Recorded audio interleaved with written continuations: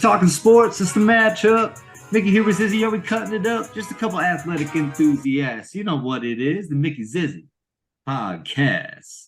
Season 3, episode 37. I'm fresh out of work, but Mickey's about to get worked. My goodness, it's good to be back. The Mickey Zizzy podcast brought to you by Meditation. Make sure you reach your pinnacle. Check out pinnaclesup.com for all of your fitness and wellness needs. Also, make sure you check out G for 3 on YouTube to follow our man, Grant Anderson. And you know what it is. The OBL extraordinaire, pickup court globetrotter, secret sauce shooter, Smuckers, smack talker. That is the man with a plan. Go and check out his videos. They're awesome, man. It's really entertaining. And he's out there on social media. He might have a little good thing. Do your thing, Grant. Do your thing.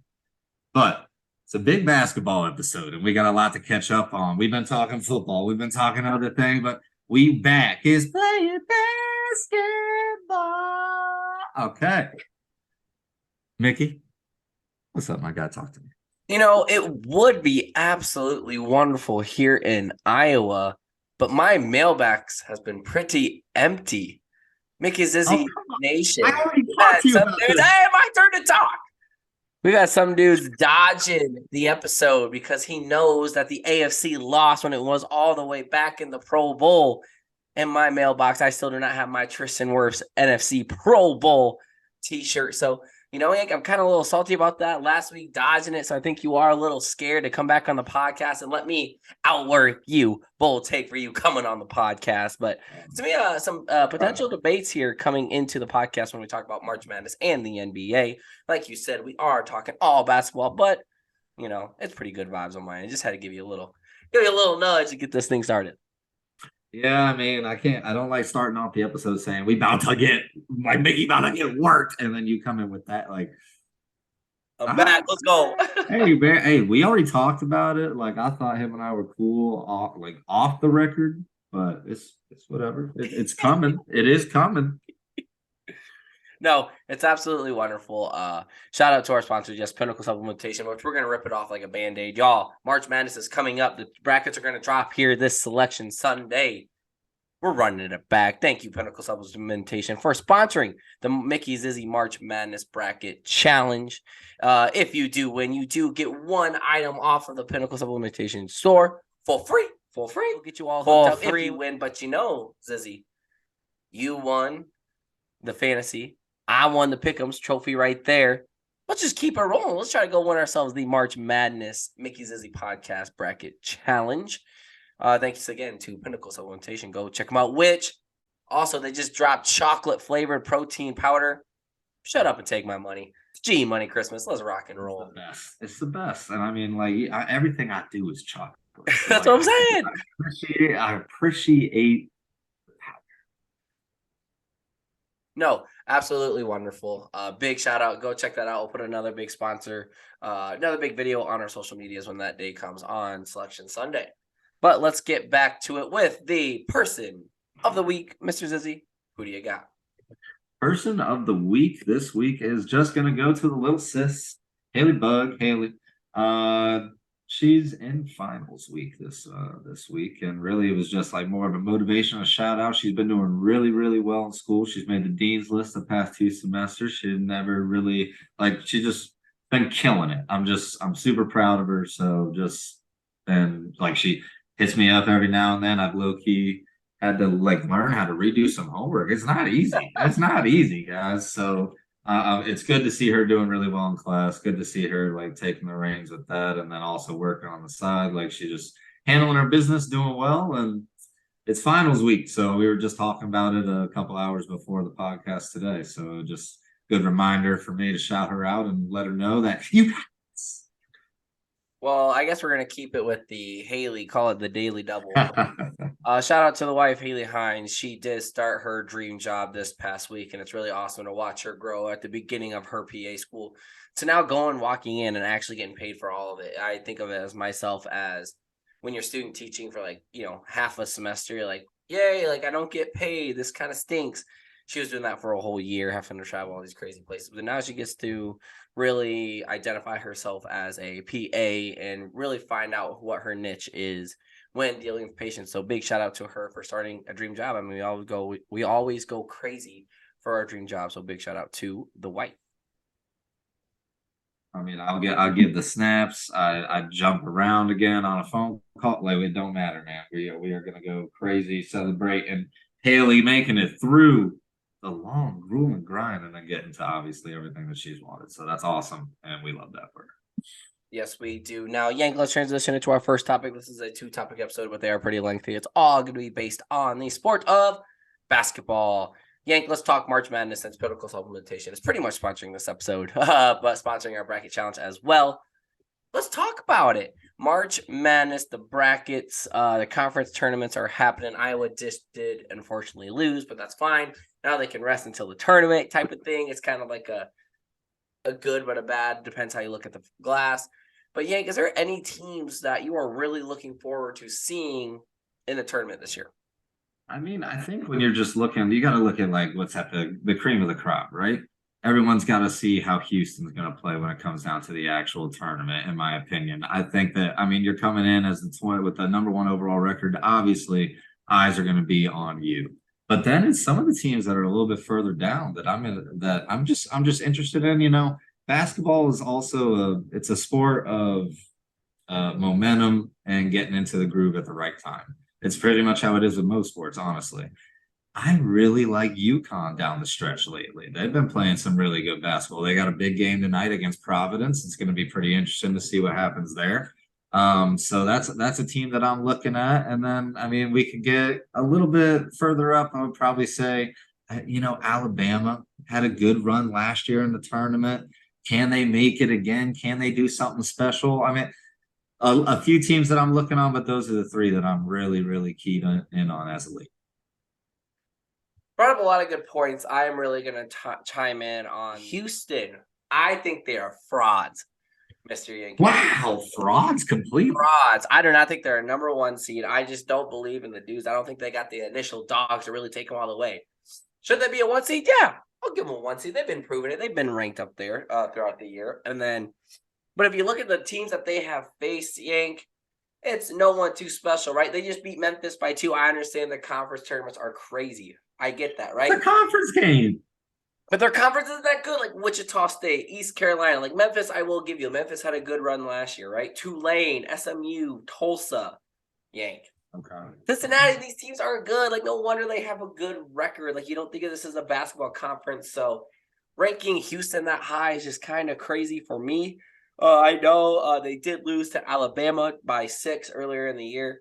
And I'm pretty sure, that was their last loss. So, they know how to win. But when they go to 29-2, you're 29-2. I'm just saying, you got the best record overall. Regardless, you're gonna have eyes on you. I'm not saying I'm picking them to win it all. I'm just saying I like them moving forward. They look good. I'll give them the first, second round. I think they're losing the Sweet 16, depending on those lower seeds, the bigger schools. Telling us your bracket already, Mickey. Jeez. I gotta let the people know the thoughts that are going in my head. Brought up some other schools like UConn. That'd be kind of special. They've always been kind of around, but not really. You know what I'm saying? They haven't been one of those teams where they can be. They are a basketball school when you really do think about it. Now, Yank, earlier this year, I was all in on Purdue, the Boilermakers. Zach Edey, I absolutely love big mans in college basketball. Go get your rebounds. He's going to be playing here 21-9 and then 21-12 for the man. And he also has 2.3 blocks per game. Like, come on now. But right when I once I started talking around work, I was like, Purdue's going to be my squad. They're going to go win it all. It's a crazy year. We really don't have a undefeated team. Two teams were like, wow, they're going to go win it all. You know what I'm saying? We don't have a Gonzaga from last year. We don't have something like that. I get you. Or like Arizona, etc. We're all been up and down. When you become the 1 seed, you lose. That's what's been happening in college basketball for the men's side. And you just look at it, and when they started losing, Zach Edey got in foul trouble. He got kicked out, right? I love Fletcher Lawyer. I love watching him as a player. He scores 11 a night. He also shoots 37 from the field, 37%. I liked him, but then he starts shooting cold. And if you have Zach Edey out and Lawyer shooting bad, that's really all they have. They do like Braden Smith. Braden Smith is their third leading scorer, which he is, big-time bucket type of guy. But if Zach Edey gets in foul trouble, they're done. So my initial thought is I think they can easily go to the Final Four. But could they get swept up to a bad shooting night and Zach Edey not in with foul trouble? You see my dilemma there? I mean, I get that, but it's always going to be tough. It's always going to be tough with something like that. But in college, the big man is so much more valuable, I feel like, than anything else. So, I mean, we've seen Yeah. the teams that have made these deep runs have had that big man. So, regardless of any of the consequences that you have on the back end, like we think of the Chet Holmgrens in recent years, we think of some of the Luka big. Garza from Iowa, which they didn't get Thank you, far. Luca Garza. We there's the other guy that played for was it Gonzaga? I want Drew to say Timmy's still before there. that. Yeah, Drew Timmy. Yeah, he's still there. So I mean, he's still there on like his fourth, fifth year. I mean, he's an absolute veteran at this point. But those kind of guys are so much more valuable in college basketball that I feel like it is in favor. It's in favor of them at this point. 100% is. I mean, that's why Purdue is ranked super high. You know me, when we play 2K, whatever, I just want the tallest dude. Go get me Boban, right? Let Boban go in there and get boards. Rebounds equals rings in my book. So if they stay out of foul trouble, yeah. I mean, that's going to be every single broadcast you see. So, I mean, I think they are still potential one of the teams to watch, depending on how the bracket plans out. They might be my guy. I'm not going to give away. Originally, I was going to come on here and be like, Purdue, let's ride. You know what I'm saying? But I can't just because of the recent things that I've seen. Now, what about last year? The Jayhawks, Kansas. You know, they have Jalen Wilson, they have Grady Dick. Two players who can really score the basketball.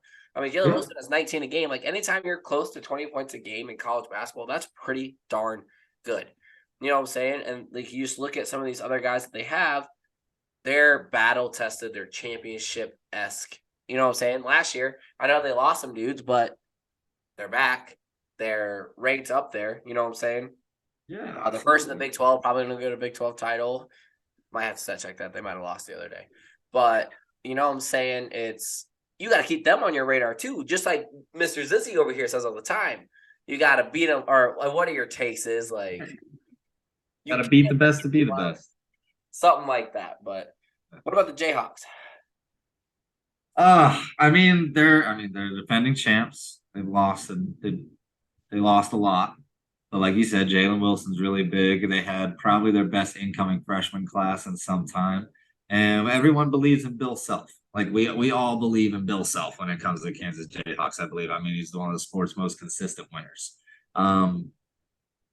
Overall, don't we like pedigree? Like, regardless if you don't win the tournament, I feel like you've been there, you've done that. I love that type of experience. And when you have people from an existing roster that hasn't won a championship, I think that's super valuable.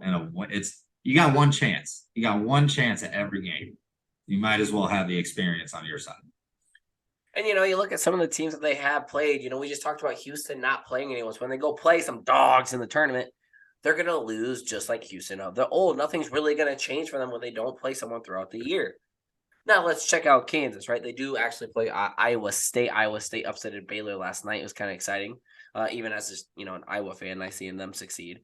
But some of the teams that they did lose to or won, right? They lost to Baylor. Baylor is ranked 10th right now. All right. Okay. Ranked 22, TCU, right? They kind of blew them out of the water. Like, okay, they're a ranked team. They lost to a ranked team. They've beat Iowa State, Kansas has. They've beat Oklahoma multiple times. They've beat Texas. They've beat Tennessee, which Tennessee's nice. I'm pretty sure Tennessee beat them earlier in the year too. But they've played all these good teams. I mean, they went and beat Duke. They've played all these. I think there's one more team I wanted to bring up, like Seton Hall, who's a pretty good basketball school. West Virginia, Kentucky, that was the last one. They went and beat Kentucky by 9. Like, Yank, I know I'm name calling, but like that's a lot of teams that they have competed against. I'll give you the strength of schedule is way more difficult than someone like Houston's, but at the end of the day, you're still like you can't deny the talent that Houston would have on this roster either. Does like Kansas have better? Yes. I wouldn't say that. And then on top of, Kelvin Sampson, man, like his teams are always going to defend. They're always going to rebound at an elite level. That's big time in college because the shooting percentages are not as high as they are in the NBA.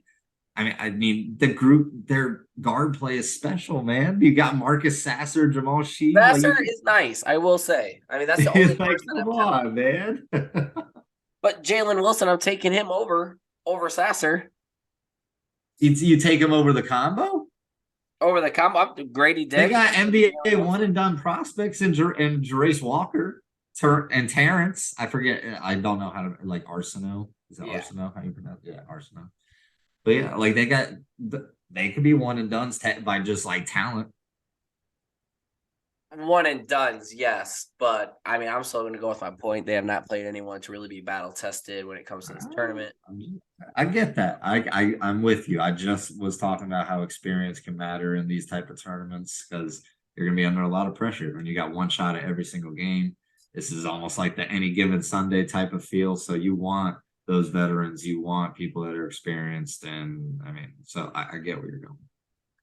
Now, you also did brought up another team, Alabama, made a deep run last year, and who has been at the number one overall team in the past. Like they got knocked out, obviously, but 26-5 is their record, and our good friend Chiamino is on cloud nine. He was trying to make bets the other day about them winning the show. That's not going to happen. Yes, Brandon Miller is special. He's a 19-8 guy. That's the type of guy you want, right? But I've just seen so many times them like crumble, or like I just don't see the it factor. Especially with all the things outside of the court with Brandon Miller, which didn't actually happen. That's a whole nother debate for a whole nother day. But that's still holding a cloud over your head, Mr. Yankovic. So what's your thoughts about Alabama basketball? Are they gonna go win a title? Well, I mean, I'm not gonna say I don't believe they're not my title pick either, just because I mean I like them. Don't get me wrong. I think they had the talent. I mean, the whole Brandon Miller situation, that like you said, it's a whole nother topic for another day. The only thing they got wrong with that was allowing him to play like that day of all the information coming out. Like, even though he balled and won them the game, like, yo, a little much. Anyway, um, going back though, I mean, I like how they played for the most part all year. They've been highly ranked. They have a tough schedule. They play in the SEC. But when you look at their most recent games, I was just talking earlier about hitting your stride at the right time. What does worry me is almost a double-digit loss to Tennessee, and then following it up against another ranked opponent, and just recently losing to Texas A&M by 6. I mean, that is a cause for concern, and like that doesn't help that all the off-the-field stuff has been going on, but I like the talent here. I love the tenacity. I love their style of play. I think that they're a pretty well balanced team all around. I just I think that they've been But ranked they highly don't for a have reason that all thing, season. right? Like Brandon Miller, especially, they just don't have that it that's like, oh yeah, Bama's gonna win it all. You know what I'm saying? I mean, they can't really say that about a crazy amount of teams. It's like usually, like you That's said, why they we said come it's gonna into be a crazy outcome. Like yeah, this because you year, you usually could come see a into the 4 to 5 tournament where seed you winning. have like 3, 4 definite favorites. I mean, you might have a couple this season, but I think it's just way more vague. It's almost like it's the same way a professional league. I mean, it's just hard across the board to predict stuff right now. It is. I mean, just the kind of the stain on this team. I mean, just like Iowa, I'll talk about them briefly, just because Iowa fans, they want to hear the Iowa talk. But there's always one loss that may stain them, and I just had it up, and it was a double-digit loss to Mickey, where was it at? You're I mean, they talking about lost to like, Gonzaga, which is you're fine. talking about Oklahoma. Yes, Oklahoma, but like, yeah, it was 93 to Yeah, 69. like 25 or something like Yeah, and that. I understand like it's just one game, and Iowa lost to Eastern Illinois, and that was a big stain on them. But like that kind of haunts you in the back. Like that's easy for them to go look at. Like, okay, they obviously missed shots that game. Whoop de doo, right? So, but that is always just leaves a bad taste in my mouth, saying like, I can't trust this team if they're going to let up that big of a loss. Second round, Alabama is capable of losing like that, right? We just talked about Kansas. Not too bad of losses. Houston, they haven't had that loss. If I have to boost up the Cougars, which I'm not going to. But you know what I'm saying? Like, obviously, Bama plays a hard schedule as well. They have a lot of ranked opponents. But could we see a second round knockout? Potentially. I don't think so. I do probably see them going to Sweet 16, depending. They get a tough 8 seed, a tough whatever seed. Like, watch out. Absolutely. I mean, when it Yeah, it's too much for me to even try and create a hot take right now because Well, the bracket's not even out either. So yeah, the bracket's not even out, man. Like slow our roll, guys. Slow our roll. I mean, everyone listening to this episode, you've kind of heard just some of the talk, and I'm happy you agree, Mr. Zizzy, that it is just so hard to find like your number one, like going into it. All right, they're gonna win it all. I'm solely gonna choose my champion based on how the bracket looks, which is kind of scary because the bracket always changes. It never goes the way you want it to. But last thing is, I want to go like first of all, Iowa, they can shoot the lights out of the basketball. They're not like super athletic, super bouncy like Tennessee. While I was watching a few of their games, I'm like, oh my goodness, these guys are freak athletes. But Mr. Zizzy, athletes don't win you basketball games. Basketball players do.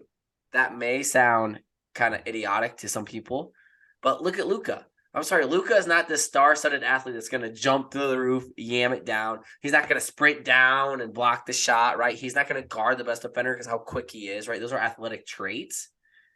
And he's just a really good basketball player. He wins. Yeah, it's about playmaking ability. It's about basketball IQ. It's about team chemistry. There's way more to it than. In all reality, it's going to be the team that almost has the best shooting percentage that's going to win this. And I'm going to have to go do some hardcore stats, and you might see me choosing a 12 seed winning it just based on shooting percentage. But I think at the end of the day for this tournament, like you're going to need people who don't turn the ball over and shooting percentage. Yeah, that's pretty simple basketball, Mr. Yankovic, but I just can't see like these Tennessee teams winning because they're just athletic. And I love watching it. They're yamming it down, throwing oops, playing some tenacious D. But if you leave a guy open, like you're playing a good team who can make shots, at the end of the day, that's what's going to be the winner in my book. So there's a little sprinkle, everyone. Go look at the. Yeah, I mean, if y'all want a little hint in what Zizzy's thinking right now, that's why I brought up UConn. They're getting hot at the right time. They haven't lost since they lost to Creighton, I think early and I don't know, that might have been February at some point, but that was a 3-point loss. They're both ranked teams. Right before that, they had just beat Tennessee, I believe. So either way, they've had some good competition. They've proven themselves when they come out. I mean, their whole backcourt got reworked. I mean, you had the transfers come in, right? You get Tristan Newton from East Carolina. You get Elaine from, I think that's how you, Naheem Elaine from Virginia Tech. But they've joined back. They joined with Andre Jackson. They joined with Jordan Hawkins. I mean, they've used some more small ball lineups, and it's like you said, you might come down to field goal percentage. These guys are shooting 46% as a team. These guys are shooting 36% as a team from three. I mean, that's solid enough when it comes to college basketball. I'll take that. You got those guys coming in and proving themselves, getting 10 and 5 numbers. I mean, it's been good additions, and I like how they're looking right now. That's why I can't wait to see how this game goes tonight against Providence. It really is. And I'm going to be looking at UConn. It's just, I really, real quick, had to bring up those stats. Best 3-point shooting team is Colgate. They just made the title. Second best assist to turnover ratio, Colgate. Hold on. When am I talking ourselves? Oh, hang on. Don't tell me. The 15 seed. Like, those are two. I just said those stats. So I'm going to really eat my words on the 15 seed is going to be that. No, overall, it's going to be a super fun tournament. We'll obviously talk more when the bracket comes out. But any last words on that?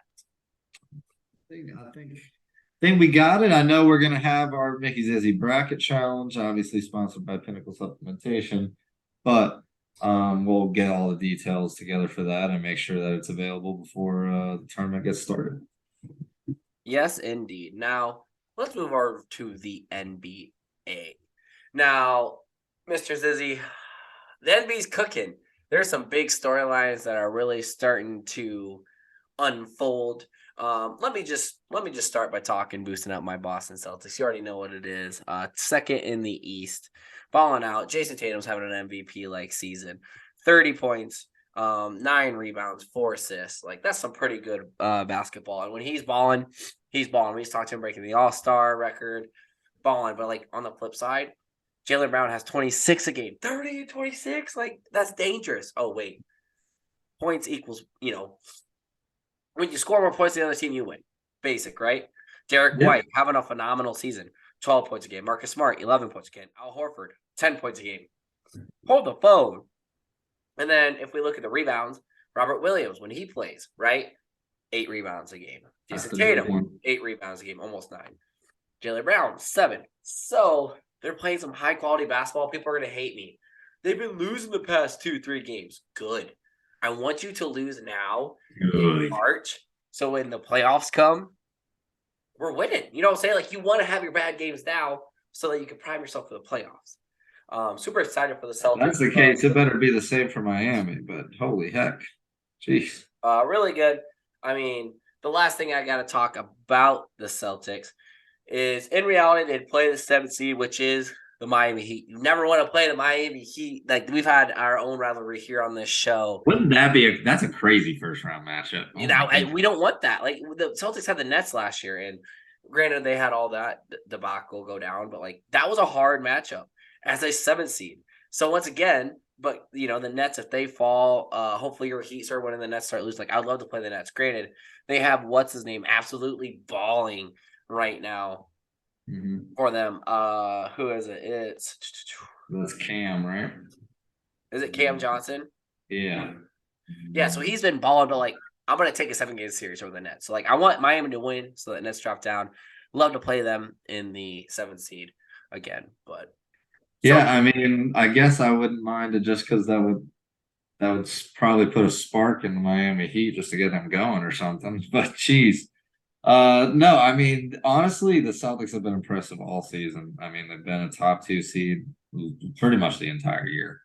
Um, they've got the talent. The Jaylen Brown, Jason Tatum combo is just absolutely remarkable.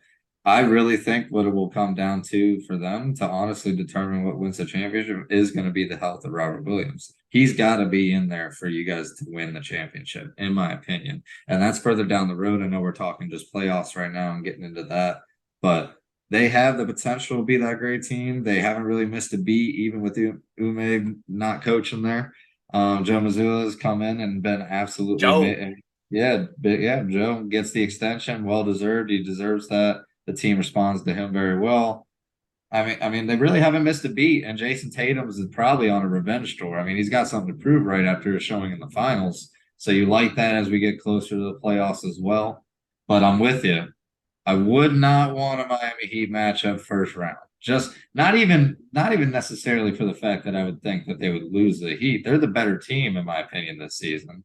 It's just more so we're gonna make you work for it. it's Like time. you're It's not the gonna get Miami a sweep. Hustlers, baby. We've been talking Yeah, about you're this. not gonna get a sweep. I guarantee that game will somehow still go 6 games at least. I'm glad you agree with me. I mean, obviously the stats don't lie and how they have been playing, but yeah, you're totally right. Like, they're gonna push 6 games, and it's gonna make me sweat. I'm gonna get angry on this show, but hopefully they keep on winning, and then you can go take out the 76ers, which actually leads into my second. You want to talk about that is the Philadelphia 76ers. They're coming through a little bit. The team that they've always wanted. I mean, Joel Embiid is having a MVP like year as well, with 33 points a game and 10 rebounds. Crazy. He's been head hunting for that MVP for a long time. But the really big thing, and he has 1.6 blocks.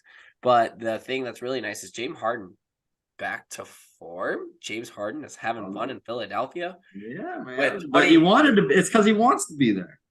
22 points a game and 10 assists. Like, that is the 1-2 punch, the Batman and the Robin. That is scary. That type of basketball is going to win you NBA championships, right? We've talked about you got to have 2 dudes to win an NBA championship, right? This is Philly's Batman and Robin, right? I mean, you have Tyrese Maxey, Tobias Harris. Like, I like those guys shooting the basketball. You also have PJ Tucker, who's, just a hustler, one of those guys that are good role players, along with Niang from Iowa State. Like, those are good role players. They have a very put together roster, and I hate saying that because I really don't like Philadelphia that much, even though I am rocking the AI jersey Georgetown. But they're a really well put together team. And at the end of the day, the Celtics play for some reason really well against them. But they're going to make a name for themselves, and they're going to have some pretty big blowouts when we get closer to that playoff time. And do you think Joel Embiid should be the MVP? I wouldn't say. I think the MVP discussion is very tough. I wouldn't say that. I mean, can you really deny that he could be MVP? But in my opinion, no, I wouldn't say that he is the MVP of this season. He's huge for their team. I mean, the average 33 and 10. is huge. I mean, you have the 2 blocks a game. I mean, he's the big man that has. I mean, just from an energy standpoint, there's been games where they've been down and he's still just like from as an example to the rest of the team, like, hey, I'm still here, I'm still going, and I got a point to prove.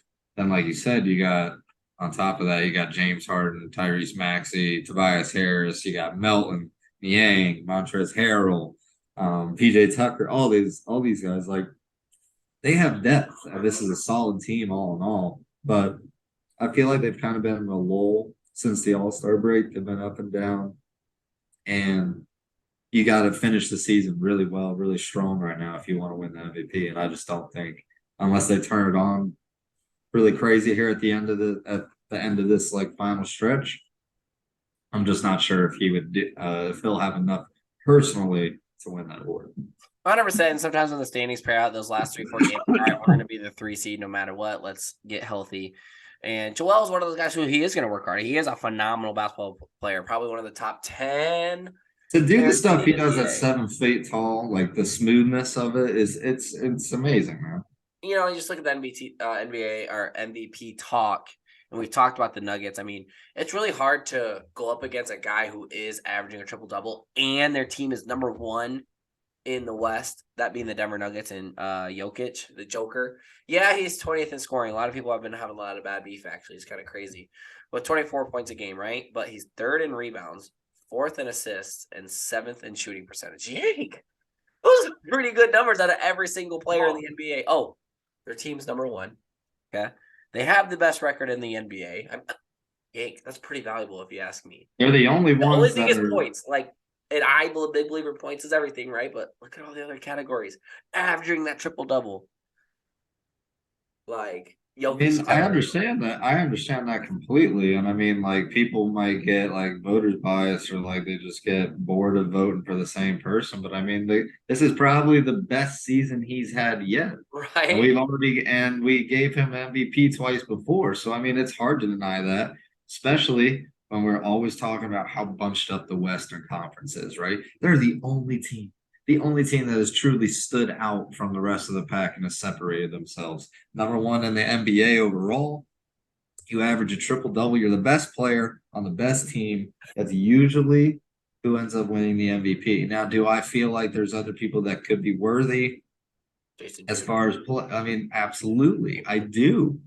And it's tough to say that, but I mean, you also can't deny what he has done for his team and what he means to his team. Because obviously, if he's not there, they're not doing any of this. Yeah, this is still a playoff team. Everyone's like, "Oh, if you take that player away, they're not even a playoff team." We've said that with LeBron. Well, I mean, but like this team ain't gonna. They're gonna be a first round knockout. It's Jamal Murray, Michael Porter Jr., Aaron Gordon, like Jeff Green, Reggie Jackson. Like that's a great team to be a 5 seed. Now you add Jokic. Well, I mean, isn't that the worry? That's the worry and the question, though, too, is that everybody's like the MVP award is a regular season award. Like people have to limit it to that.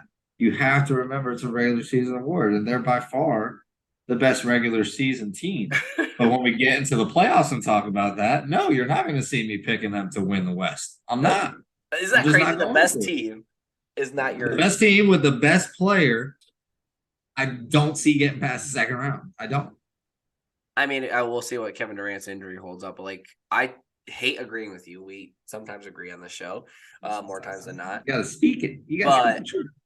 I don't like the Nuggets either. Like they're like 3rd or 4th pick to like win it all, right? I like the Suns. I like going on. Like we went on and on how much the battle tested. I mean, the Warriors center, which they're really falling, and it's tough. It really is. But Yank, I'm going to talk about my last team, and then I'll let you chime in on some teams that you do want to talk about. And that team lights the beam. The Sacramento Kings, 2nd in the West? Huh? Wait. What world are we living in? Yank, I'll talk about them briefly, and I'll let you chime on in on this team. But they're just playing team basketball. They are putting up points, and they are winning ball games, and they're young, right? Herter, 3-point shooter. They're okay. Sabonis is kind of like your head honcho. He's your Batman of the squad. He's averaging 19-9 or 19-12. That's Pretty Yeah, good, 19, right? 12, and 7, I think he's got. 19, 12, and 7, right? Oh, okay. De'Aaron Fox, right? 25 points. He's your scorer right now. You have Malik Monk. You have Harrison Barnes, who's kind of a vet at this point. Keegan Murray's, but yeah, I know he probably won't win it, but rookie of the year, I mean, he's putting up 11 points a game, right? 5 rebounds, shooting efficient. So, yeah, they got the squad assembled, no pun intended, the correct way, and it's kind of nice to see. It's kind of nice to see the purple and black. Right, I went and got myself a Keegan Murray t-shirt jersey. Like, let's ride. That was my new pickup. The wife let me get it. I was like, let's go. I'll root on the Kings. Okay, Keegan, let's go. But Yank, tell me your initial thoughts about the Sacramento Kings being second in the I mean, they're the best. They have the best team chemistry, I think, out of anybody in the NBA this season. I mean, they came into it with a plan. I don't know the exact number of years, but I know it's been a long, long time since the Sacramento Kings have been in the playoffs. They got together as a team after the Sabonis trade, and they said, "Look, we can do this." And I obviously we're not a part of the locker room and we don't know the exact vibe, but I mean, you look across the board, like you said, De'Aaron Fox. I mean, what does the Fox say? Shoot, shoot, shoot, shoot, shoot, shoot, shoot, shoot, shoot. Like that's all you got to do. This guy is absolutely dropping buckets on everybody. Sabonis is the orchestrator. You're 100% correct about him being the head honcho out there, and he's been such a big addition. There, the attitude is great from everybody. You see the camaraderie on the court. Everybody celebrates when Herder's making a three. I mean, like it's big time and it's across the board. When you have your first 6 people averaging double digits and scoring, that says something. These guys are playing team basketball. Now, we were talking about how you like not every time athletes are going to be the ones that win the game. It comes down to a lot more than just that. And they're the number 2 seed. They're not a fluke. Not this year. They earned that. Oh, They we just earned talked that about good right. shooters. You said Yeah. 6 of their people. Their 6 man's putting up double digits. We talked about the LeBron teams, like in our Michael Jordan LeBron debate. He had 5 dudes scoring in double digits. That's why they were one of the best teams in the NBA, undisputed best teams in the NBA when that Miami Heat. Absolutely. Absolutely. Now, we're not comparing the Kings to the Heat here. You know what I'm saying? But like No, no. And they I mean, and I'm still unfortunately gonna have to look at them and I won't really be able to give them the benefit of the doubt. I don't think moving into the playoffs because they don't have the same type of star power as the teams they'll probably be matched up against. That's all I'm saying. I mean, we've got this is the West, right? It's bunched up from wow. second to 12th. It is about a 4 game spread. So you're talking about them possibly playing some of these like the teams with the biggest superstars in the world. Some of these teams are in the play-in right now. So I mean, it's going to be so tough. I want to see the Kings go win. Last time they were in the playoffs was 2006. Yeah. 2006. I was a young gun way Oh back. my goodness, son. But the big thing about this team, yes, they can win, right? If they go play the Timberwolves, that's probably their best bet. Yeah, I'd go 6 games, but I think they could obviously win that one, right? The Grizzlies, the whole John Morant thing, which we'll talk about next episode, it's just so crazy. And I think the camaraderie of that team is going to be all shaky. That's going to be shaken up. No one's predicting them to win a series this year because of all the fiascos that's going on down there. The Kings, everybody love everybody. We're just playing fun or having fun playing basketball. Like they are basketball players. They're putting ball into hoop, right? Day one. Right. But you know what's scary? If the Mavericks get into the 7th seed, they have to play the Mavericks. They have to play Luka and Kyrie. Like, good luck. The Lakers, who they've turned it on, and I hate saying that. And that's why I'm saying you have to go play the Lakers? Like, dang, that sucks. Like, you're the 2 seed. You're supposed to be rewarded by playing a bad team. Right? I'd honestly might give them the edge over the Clippers. Like, I know I've kind of said the Clippers want to, but I want to believe I'll believe it when I see it. Right? And also I don't want to really play the Warriors because they're defending champs. So, like, I named 2 teams that you kind of want to play as the 2 seed. Yeah, and to be honest, when you're looking at it, you're saying like you kind of want to play the Timberwolves. I see that like I would see them losing to Dallas or the Lakers in the play-in tournament. But however, actually, I will say this though, because Luka has that thigh injury or something as of last night, so I want to see what all that's about. So Dallas might actually be not as big of a threat if he's not able to be back full go when the end of the season comes around. But if we're talking everybody full go, like if LeBron's back for the Lakers, if Luka's good to go for Dallas, I don't see the Timberwolves beating them. The Pelicans are definitely out as far as if we're looking at the current play-in tournament. I wouldn't want to play any of these teams. You're right. You better hope for the Clippers, like drop to the 3 seed, something. I don't know. And that's the thing too. Like you want to play the Grizzlies, right? These lower teams, like, yeah, let me go play the Grizzlies, who are our circus of They're it. just in disarray, right? Exactly. And like the Kings are still winning. They're still beating these teams in the regular season. But it's playoff basketball. They haven't been there before. The moment may be too big, or maybe the beam is still going to be shining bright. But of course, they're not going to be this team that's going to go far in the playoffs. And I hate saying that. Like, I'm going to be repping the Kings. Let's ride. But it really sucks. It does. But like, you got to call a spade here. Yeah, absolutely. And I mean, again, it's like I said, they're a great team. I think it just at the end of the day, this is a conversation about it's about the NBA. This is star power. That's where it comes into play at the end of it. 100%. If Luka's injury does go into the playoffs and he can't play, like Kings, you want that draw. Kyrie could go possibly win himself a playoff, a play-in tournament. You know what I'm saying? Mm-hmm. No way he's winning. He tried in Brooklyn, right? Yeah. KD tried. It don't work for him. So Yeah, 100%. a lucky bounce might go their way, depending how the standings shake up. But Absolutely. let's hear some of your thoughts about the NBA and some of those teams that are really making your mind twisted. Well, I mean, first off, you're talking to like you already brought up the first team that I was going to be talking about was the Warriors. I mean, that's somebody that this is the defending champs, right? I mean, we're talking about Steph Curry's been out. He's just now getting back. He's already back to making 4 or 5 threes a game. He'll get back in the rhythm, get his conditioning up. He'll be just fine. I mean, he's already the most conditioned player, if you ask me.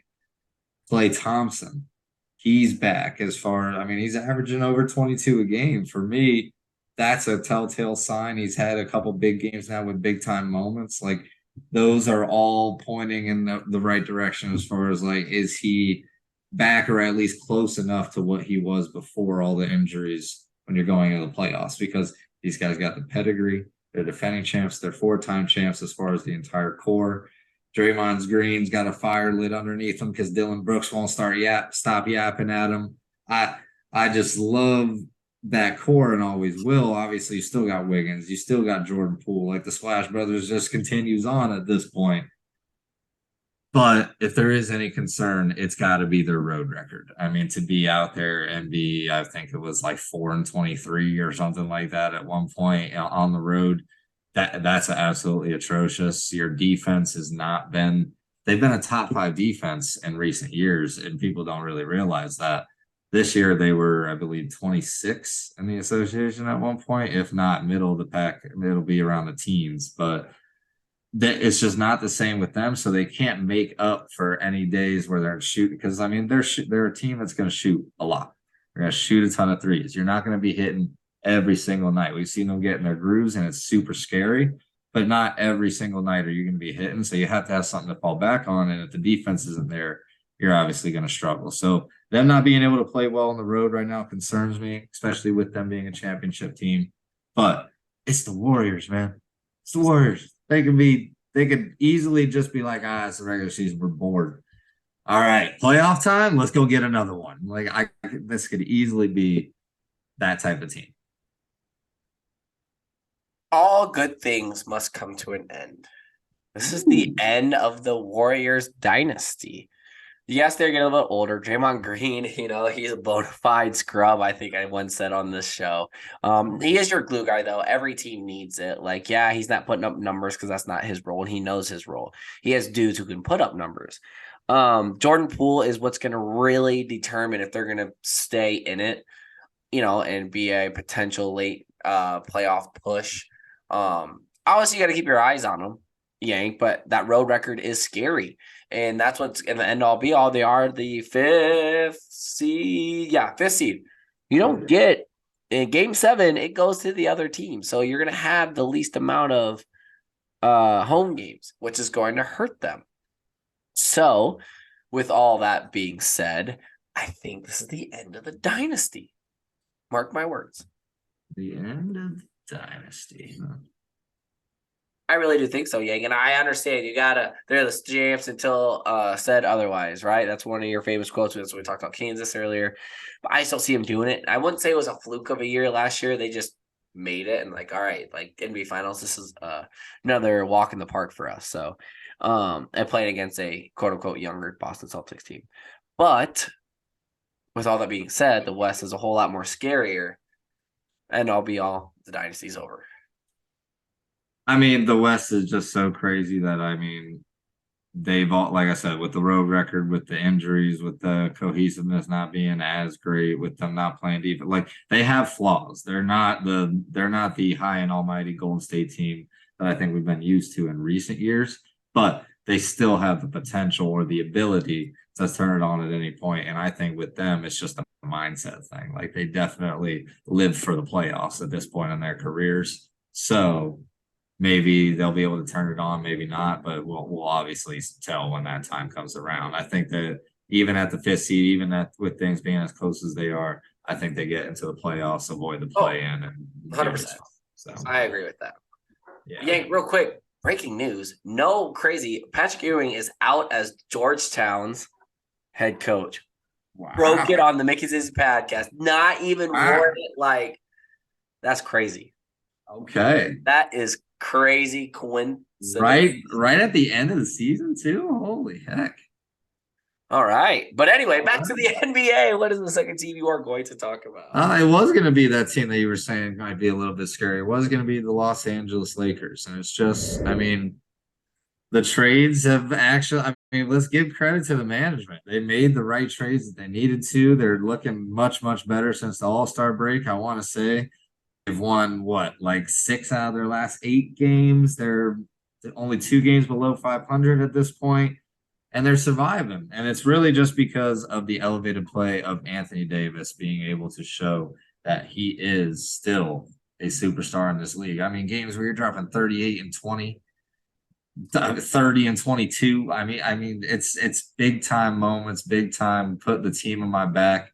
But then again, the additions that they've had, you've got better shooters around you. You've got scorers. You've got people that can spread the floor. D'Angelo Russell hasn't even been playing either. Obviously, LeBron's been out, and they beat the Warriors and Memphis the last 2 games out. This is a team that is going to probably still be a play-in team, I would think. But if LeBron's back healthy, if they are who they are supposed to be, I think they make it out of the play-in, and I don't think anybody wants to see them as far as a top 3 seed in the NBA. Top 3 seed in the Western Conference in the playoffs, and your reward is to play LeBron and Anthony Davis and their newfound shooters. Come on, man. That's dumb. That's so dumb. They are lucky. Lucky. Lakers. The lucky Lakers. Yay. The Warriors, we talked about how much they have been struggling on their own, right? They played at LA. That was an away game, right? They played the Timberwolves. Timberwolves aren't very good. The Thunder, they're okay, but they're not one of your hotshot teams that we're talking about going to go win the West. Grizzlies are in a whole debacle. They got a whole bunch of other things going on. They're playing without their best player, right? The Mavericks, okay. Good hard win against Mavericks, right? They played the Warriors again. They beat the Pelicans without Zion. They lost to the Trailblazers. They beat the Warriors again, lost to the Bucks. You know what I'm saying? So they're beating the teams they should, right? They're getting such a lucky break in their schedule, right? Let's continue on, Yank. Raptors, W for them. Knicks, W for them. Pelicans, right? Really? The Knicks? Because that's going to be team number 3 that we bring up. And they're one of the hottest teams in the league. I think it comes to the end because Anthony Davis is going to have a heyday down there because I don't think Julius Randle can hang with the big dog. I think 1, 2, 3, 4, 5, 6 games. The next 6 games go to Lakers because they're lucky with the teams. They're lucky. The lucky Lakers are prevailing. Without LeBron, I understand LeBron is leading in every statistical category that he's played in, you know what I'm saying, of the games that he's played in. He's played 47, so technically it does count for who's the highest stat leader. But like, I mean, he is averaging 38 and 7. Like, I get it. LeBron is balling out. But losing at the end all be all, they do make the play in, and I hate saying that. I hate it, but it's because they're lucky. Yeah. I mean, I can say when I do look at their schedule, at least for the upcoming games, without having some of their guys in the lineup, it's obviously to their advantage, which is definitely going to help as far as making the playoffs or making that final push. So I can't disagree with you there, but you can't. I mean, this you can't just tell. Overall, though, the team from an actual team standpoint, they are much improved ever since these trades. Or Anthony Davis just popping off for 30 and 9. He's averaging 26 But and he 12. hadn't shown that he was capable of doing that yet this season until really the last few weeks. So now, to me, I mean, all good signs. All good signs. As of right now, they'd play the Timberwolves. The Lakers wouldn't have played if it started today. They are 2 games back from the Timberwolves, and the Mavericks are that 8 seed as well. So if they like mess around, how does it? Oh man, I'm really drawing a big blank on how the play-in tournament, because it's top 11 teams, right? No, 10, because the 2 extra teams come in, right? Because then it's the 9, 10. Yeah. With that being right, wow, big draw. That's looking real bad on the Mickey and Zizzy podcast. And all be all, they're going to make the play-in tournament. They might even sneak out of it because the 6th seed is only 2 games behind, 3 games behind, and they're going to go on a 6-game run because they're lucky. I mean, if you want to call it luck, if you want to just call it scheduling, if you want to call it they've actually improved, regardless, they're going to be a team to be reckoned with by the time this thing is over. I'm telling you. Yeah, so 7 and 8 play, which would be the Mavericks, Timberwolves, and then 9 and 10 play, and then blah blah blah. So that's what it was. But still, you could get into a little nasty lineup there. But obviously if they both win, if the 7-8 seed win, they move on into the tournament no matter what, and then whoever loses that 7-8 matchup has to go play the Lakers. And it could be the Mavericks. Like, oh boy, Kyrie, LeBron in the play-in tournament. Talk about selling seats. That would be pretty cool. Yeah. My bad on the play-in tournament, but we're rocking and rolling. Let's talk about that last team you did bring up. Yeah, no, so we had already kind of mentioned it, but how about we jump over to the East and talk about the New York Knickerbockers? I mean, come on, man. The Knicks. I've absolutely loved what I've seen from them. Obviously, they go on the big win streak, which is one thing, but even though that win streak ended the other night, I mean, like the reasons it happened, I feel like are going to be here to stay in the future. I mean, let's think about it. I mean, during that streak, they have 125. Like their pace of play was so blistering. I mean, 125 points per 100 possessions. I mean, you're absolutely that's I think that's number 1 or it's top 5 in the league when you're talking advanced stats when it talks about that. I mean, their effective field goal percentage has jumped up. Their free throw rate is 9th. They're 5th in turnovers. They don't turn over the ball during this streak. I mean, if they can keep that pace of play, I'm not going to say that they're going to go out and make crazy noise in the playoffs, but the pickup of Jalen Brunson, Julian Randle being who he is, Obi Toppin,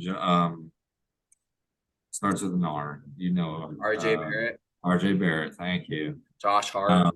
But yeah, all these guys, they have great team chemistry. They're hot as when they need to, which is the later half of the season. And they have talent. They really do have talent. And now everyone's going to talk about what happens with them when it comes to free agency, because now they look like just a team that's like one step away from really doing real damage. But you have to love what you're seeing from them overall. And this is another one of those like teams where you can say in a certain sport, like the sport is more fun to watch when certain teams do good. I like when the Knicks do good. I feel like people get hyped up for the Knicks. You better put the hype away. Come on. I know they went and beat the Celtics. Everyone's like, Josh Hart talking his talk. That was double OT though, wasn't it? Double OT, like he's over here, like doing all this and that. The thing with them is they're not going to have a guy that's going to facilitate the basketball. If somebody's having a bad night shooting, right, their leading assist person is 6.2, and that's Jalen Brunson, right? I mean, granted, 24 and 6 is a nice stat line, but like you're seeing these other elite teams that have closer to double digits, 8 and above. I understand it's only 2, but you look at the other stats there. And then rebounding, I mean, your second leading rebounder is 6, and that's Josh Hart, your shooting guard, who's been with you for 10 It's games. been a big pickup, though. You can't knock it. I do not. I mean, I get it. I He's like been the good for them. swagger. Good for them. I'm not believing in it. I'm not shipping it. I'm not signing off on it. The Knicks He's the aren't going to be best that. small They're man going to lose in the rebounder in the first league. round. Okay, let them talk their talk. You know what? Let you talk your talk in the regular season. Go lose to the Cavs in the playoffs. Easy. 4-5. That would be, I think, I don't know if I said it on here, but that would be absolutely catastrophic, though. Because they had a chance to go get Donovan Mitchell. And if Donovan Mitchell goes to Cleveland and then beats them in the playoff, oh, that'd be a heartbreaker for Knicks fans everywhere. I will say Well, that. as of right now, and 2 games, 3 games away from each other, the Knicks are 2 games away from the Nets. Could happen. We could see that all-star matchup, and the Cavs are good. They're a team we've talked about in the past. Knicks, sorry, Knicks fans, it might be a little bit of the Celtic bias in me, not having an ounce of belief in them at all. Let them talk their talk, though, right? Let them talk the talk. They're hot right now. You are not incorrect. It'll die off, right? The fires sometime. It will Fine, go. I get it. I get it, man. You're just mad. You're still mad about the other night. I wouldn't say mad. It was washed. Good. We needed that loss. We needed to be humbled, right? We want to lose now. We already talked about it. Okay. All righty. But that wraps it up for pretty much me. If you got anything else, if you want to deliver some final takes, I don't know what you got over there in your head, man. I mean, we've been throwing out a ton of hot takes. I mean, obviously the Warriors dynasty is over. It's probably my biggest hot take I've had. Obviously go look out for the further news on the March Madness, everybody. Go watch some basketball. It's immaculate. We love March. We love basketball season. Here we go. Absolutely. And you know what it is, everybody. If you're talking sports, it's the matchup. Big here with Zizzy. Are we cutting it up? Just a couple athletic enthusiasts. You know what it is. The Mickey Zizzy podcast. Have a great night, everybody. Peace. Peace.